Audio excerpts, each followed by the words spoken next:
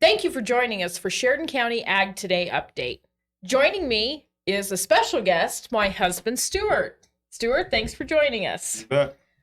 So, Stuart might come and visit every now and then, and we just talk about some general ag things. And right now, it's kind of tailoring off calving season in this area, but let's discuss calving season a little bit, shall we? You betcha. It's been prime time. People are either right in the middle of it or right getting things wrapped up and getting ready to start breeding.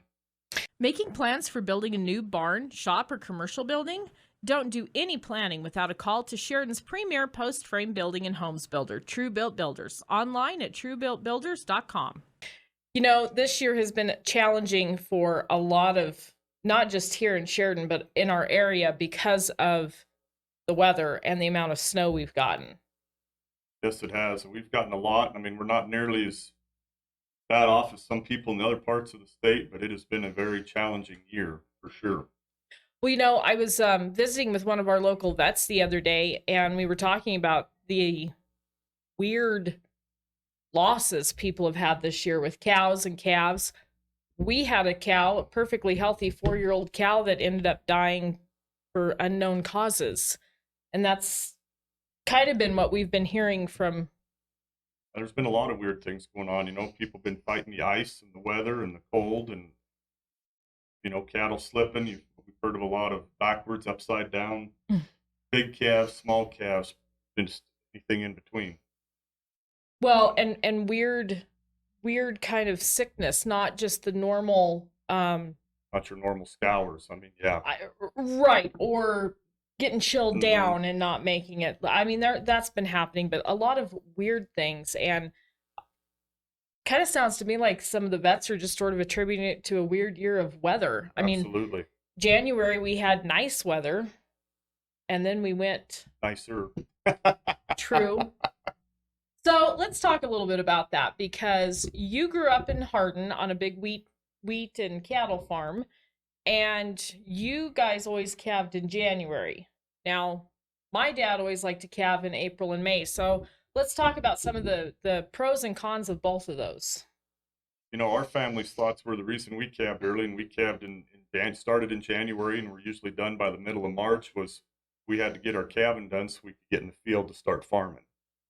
And I mean it had its pluses and minuses, but that was always our theory. And then another reason for it was we figured we could get cows bred back earlier and calves weaned heavier, when they were born earlier, and we crep fed everything so they got on feed early. Mm-hmm. Cowboy State Bank, helping farmers, ranchers, and the ag community succeed for over 100 years. So, and my dad's theory was a little opposite. I mean, we had a much smaller operation than you guys did, but he was older. He didn't want to have the labor intensiveness of calving in those early months. He liked to calve April, first part of May. He had a lot of people, including you, had asked, well, your calves aren't as heavy. True, but we had more of them because we didn't have losses from the cold and that constant up and down weather. And there's pros and cons to it, and it's kind of however your operation is set up, and or facility wise, or kind of personal preference of what you feel you want to do and what works best for your program. Well, and there's people who have to calve outside. They don't have the indoor facilities. Yep. Thankfully, you guys had lambing and calving barns.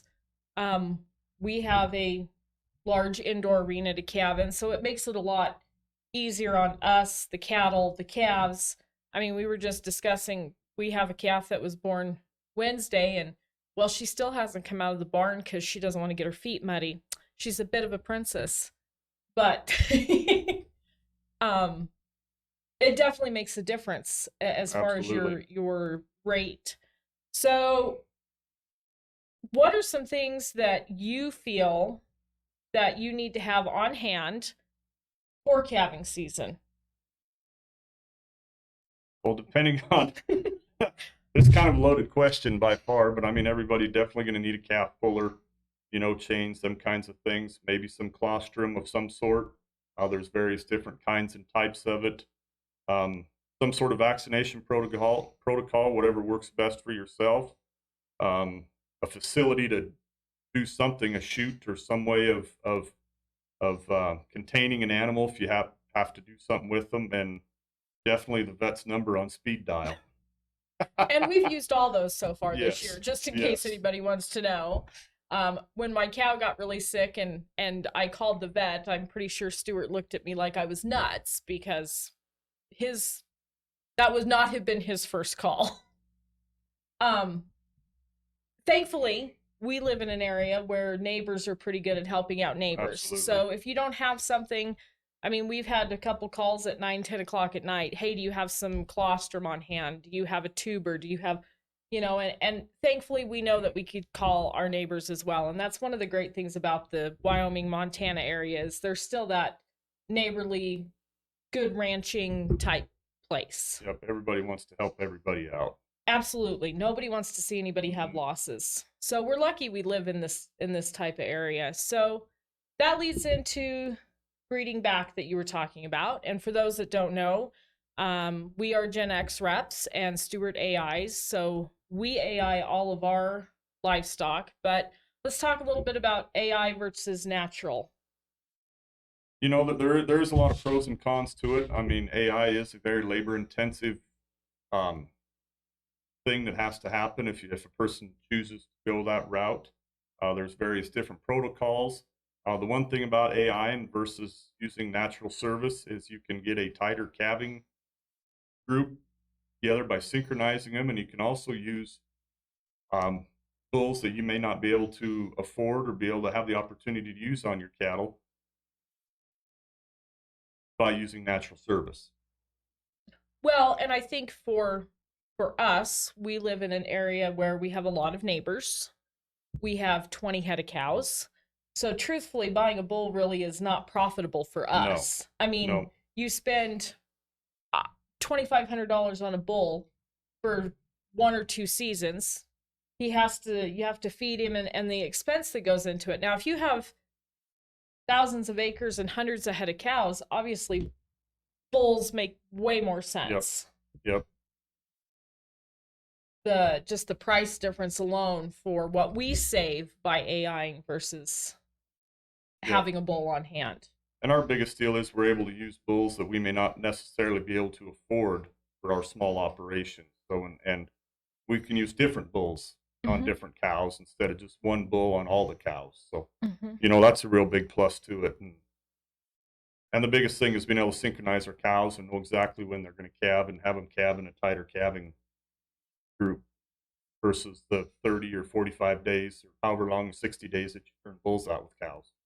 Quality Kubota machinery and customer care from the heart. Proudly serving Sheridan and the surrounding area since 1996. Go online to heartlandkubota.com or stop by Heartland Kubota, 2450 Heartland Drive. Well, and a lot of the ranches around here that end up having bull sales, they actually buy semen from us to put into their program to get these new genetics. Yes, the new genetics out there and get them into it. So you may see us at some of the bull sales around, and a lot of these folks are our customers as well. If anybody has questions about AI, please feel free to get a hold of us. You can get a hold of me up here at Sheridan Media or Liz at SheridanMedia.com, and I can get you in touch with Stuart. So